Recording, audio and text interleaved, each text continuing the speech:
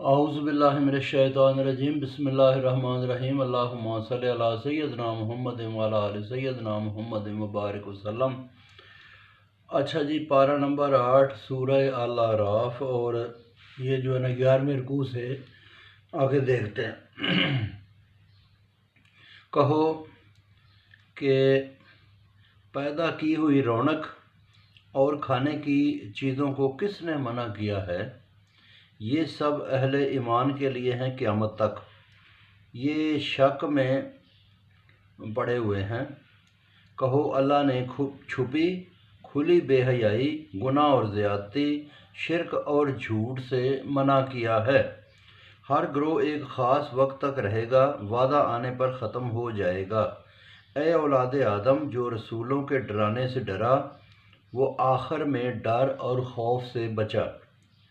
جنہوں نے جھوٹ سمجھا، تکبر کیا، وہ دوزخی ہیں۔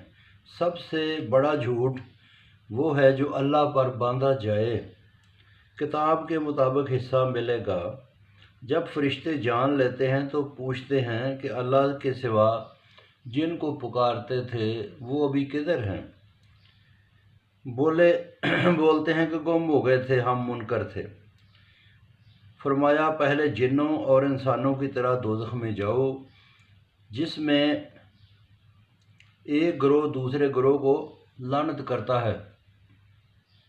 دوزخ میں لوگ ایک دوسرے کو لعنت کریں گے، برا بھلا کہیں گے، ایک دوسرے کو کہیں گے کہ انہوں نے گمراہ کیا، اس پر عذاب بڑھتا رہے گا۔ پرانے دوزخی کہیں گے کوئی زیادتی نہیں کہ کمائی کا بدلہ ہے۔ جھٹلانے اور تکبر والوں پر اللہ کے دروازے، آسمان کے دروازے بند اور جنت کے دروازے بھی بند کر دیے جاتے ہیں، چاہے اونٹ سوئی کے ناکے میں سے ہی کیوں نہ گزرے۔ یہ گنہگاروں کا بدلہ ہے، یہ دوزخ میں بند ہوں گے، بے انصافوں کا بدلہ۔ اہل ایمان اور صالح اعمال والے مقدر جو ہے نا وہ سدا جنتی ہیں، مقدر کے مطابق بوجھ ڈالا جاتا ہے۔ اہل جنت کی دل کی خفگی دور ہوئی، جنت میں گئے اور شکر کیا ہدایت پر کہ اللہ نہ دیتا تو ہمیں ہدایت نہ ملتی۔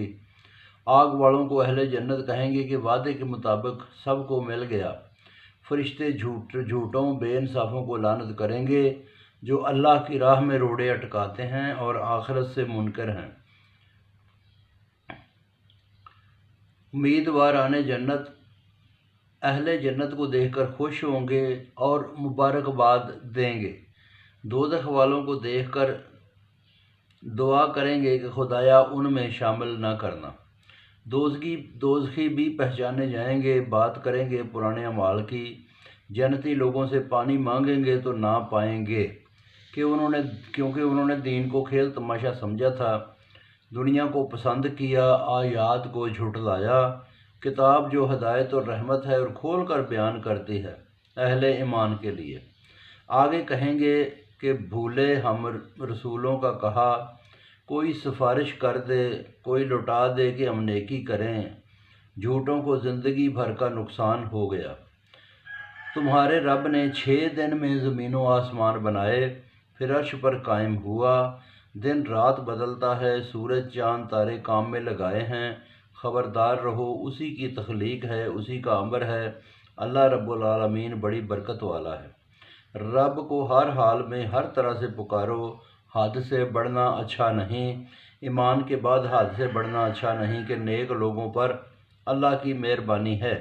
وہ اپنی رحمت سے ہوائیں چلاتا ہے، بادل ہوائیں لاتی ہیں، مردہ زمین زندہ ہوتی ہے، پھل نکلتے ہیں، اسی طرح سے مردے زندہ ہوں گے۔